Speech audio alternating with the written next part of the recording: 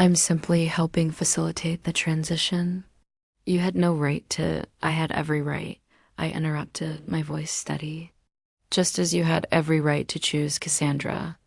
We all make choices, Gregory. The prenup expired years ago, he said, his voice suddenly smug. Any lawyer will tell you that. I allowed myself a small smile. Actually, it didn't. Section 12 specifically states that the fidelity, I've decided to start a new life without you. The words resonated through the elegant restaurant where we were celebrating my daughter's college graduation. Gregory, my husband of 28 years, stood with his champagne glass still raised, his declaration overshadowing the toast he was meant to make to Amelia's accomplishments. The clinking of silverware stopped, conversations died mid-sentence. 50 pairs of eyes flickered between Gregory and me, awaiting my reaction, the tears, the shouting, the dramatic exit everyone anticipated. Instead, I smiled. Congratulations. On your honesty, my name is Bianca Caldwell. I'm 54 years old, and until this moment, I had flawlessly portrayed the devoted wife and mother.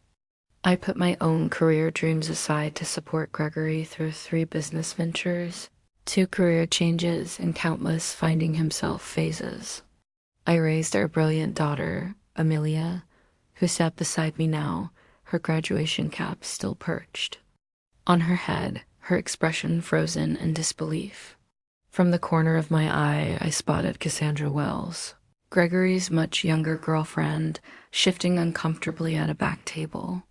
She was with people I'd considered friends for decades friends, who, it seemed, knew about the affair but never thought to tell me. The same Cassandra who had attended our Christmas parties, who had once called me for career advice. With practiced composure, I reached into my handbag and retrieved a sealed, cream-colored envelope. I placed it gently beside Gregory's plate. "What's this?" he asked, his triumphant expression faltering. "Something for you to read later," I replied, my voice unwavering. I turned to Amelia, whose face had paled. I kissed her cheek. "I'm so proud of you, sweetheart. This day is still about your achievement." Then I rose, smoothed my dress, and addressed our stunned guests. "Please enjoy your meal. I wish you all a lovely afternoon." With that, I walked out of the restaurant, my head held high, feeling 50 pairs of eyes follow me. The heavy door swung shut behind me, silencing the anxious murmurs beginning inside. Outside, the Augusta summer heat hit me like a physical force, but I welcomed it. For the first time in years, I could breathe freely. Behind me, I heard the restaurant door open and slam shut, followed by Gregory's voice, no longer confident, but high-pitched and frantic. "Bianca, what the hell is this? What have you done?" I kept walking, allowing myself a small smile. The envelope I'd handed him contained the initial steps of my revenge, one I'd been meticulously orchestrating for months. I had always been the practical one in our marriage. While Gregory pursued grand visions and took risks, I maintained the stability our family required. I was the one who saved for Amelia's education when Gregory unwisely invested in his friend's restaurant. I was the one who worked extra hours as a finance manager at Trevana Corp when his midlife crisis led him to abandon his stable position to chase his passion for selling handcrafted furniture, a passion that lasted approximately 6 months before he grew bored. My own aspirations, opening a financial consultancy for women, were perpetually deferred. After Amelia graduates, I told myself, after Gregory finds stability. 3 months ago, I noticed irregularities in our joint accounts, small transfers, to an account I didn't recognize. Having managed our family finances for 20 years, these discrepancies stood out like glaring red flags. I could have confronted Gregory immediately, but something held me back, perhaps intuition or the growing emotional distance between us over the past year. Instead, I quietly began investigating. What I uncovered was worse than I'd imagined. Gregory had been systematically siphoning funds to a separate account for over a year. He had also been taking Cassandra to expensive restaurants, buying her jewelry, and looking at beachfront property, all while telling me we needed to cut back for retirement. Then came the text messages I discovered when Gregory left his phone. Unlocked. Messages about their new life together, about how he was finally breaking free, about their plans for the day after Amelia's graduation, the very day he had chosen to make his grand exit from our marriage. What Gregory had forgotten, or perhaps never truly grasped, was that I had been a financial professional for 30 years. I understood money trails, I knew how to trace assets, and most importantly, I remembered the prenuptial agreement we had, signed 28 years ago, back when I had more family wealth than he did. The agreement he had ironically insisted upon to protect. His future earnings contained a fidelity clause that would prove to be his undoing. While Gregory plotted his escape with Cassandra, I was building my case.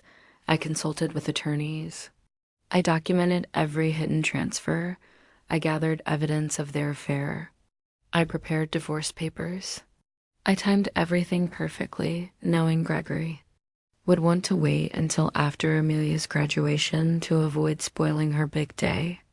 What he didn't expect was that I would serve the divorce papers the morning of the graduation, before his planned announcement, but with the papers still securely hidden in court records, not yet accessible to him.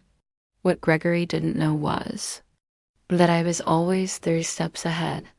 I didn't return to the restaurant.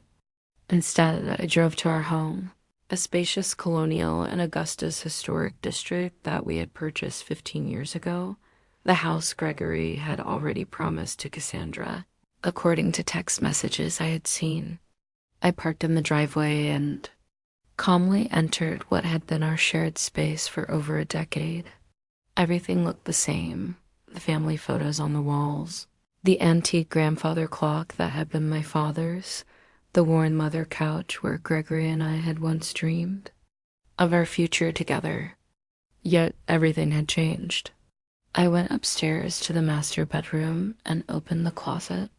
Gregory's clothing was already packed in suitcases, tucked away in the back, ready for his planned departure the next day. I smiled at his predictability. He had always been meticulous about clothing, but careless about the significant things. My phone buzzed incessantly with messages from friends at the restaurant, from Amelia, even from Gregory's sister, Diana, who had flown in for the graduation. I responded only to my daughter, "I'm okay. This isn't your burden to carry. Enjoy your graduation day. We'll talk tonight. I love you." I had shielded Amelia from the truth for months, not wanting to overshadow her final semester with family drama. She would be angry that I hadn't told her, but I knew she would eventually understand. Amelia had inherited my practicality along with her father's charisma, a powerful combination that had helped her graduate with honors. 3 hours later, I heard Gregory's car in the driveway. The front door slammed open.